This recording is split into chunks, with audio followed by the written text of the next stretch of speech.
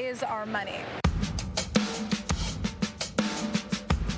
The onset of the coronavirus pandemic is forcing institutions around the world to rethink about one particularly germy surface: cold, hard cash.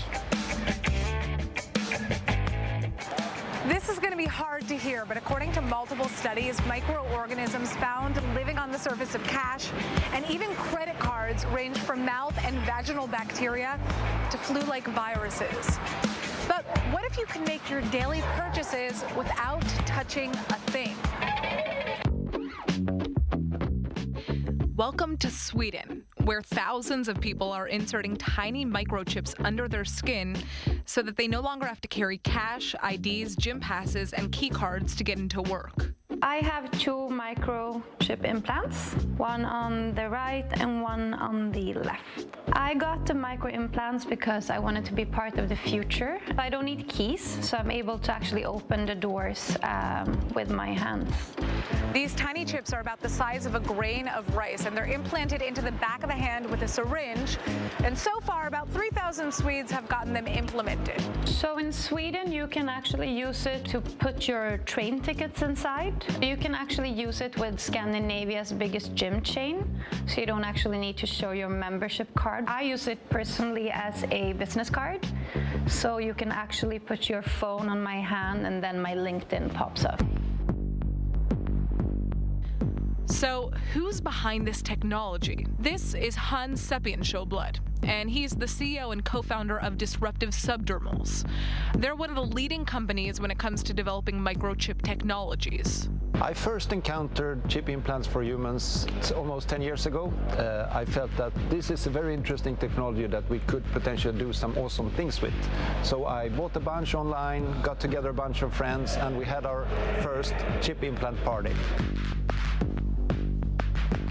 The number one reason for getting an implant is simply convenience.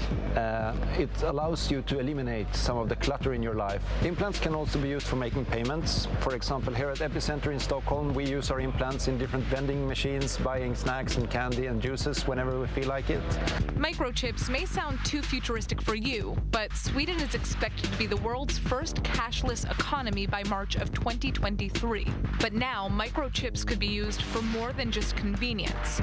They have the potential to change healthcare and the way governments are handling the coronavirus crisis.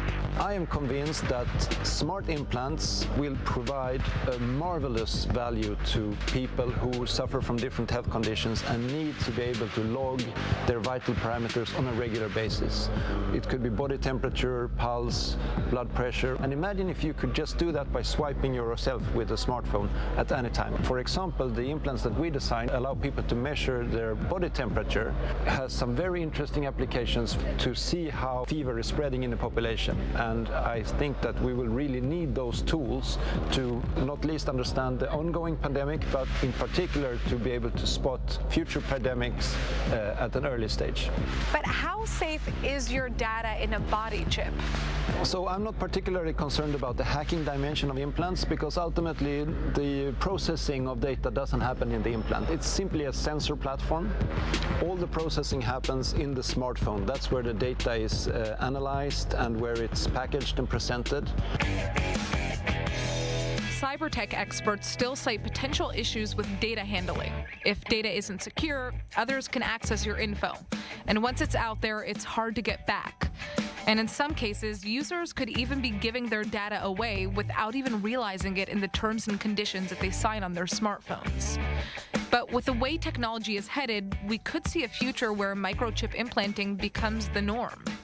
I believe that I'm going to be able to use my microchips to do payments in the future, identification, tickets. In Sweden, every shop, in every kiosk, in public transport, there are always these touch terminals where people either touch their phone or their wallet with a credit card inside. So this means that the infrastructure for making payments also with an implant are already there. The question is, could this Black Mirror type of technology be implemented in other countries?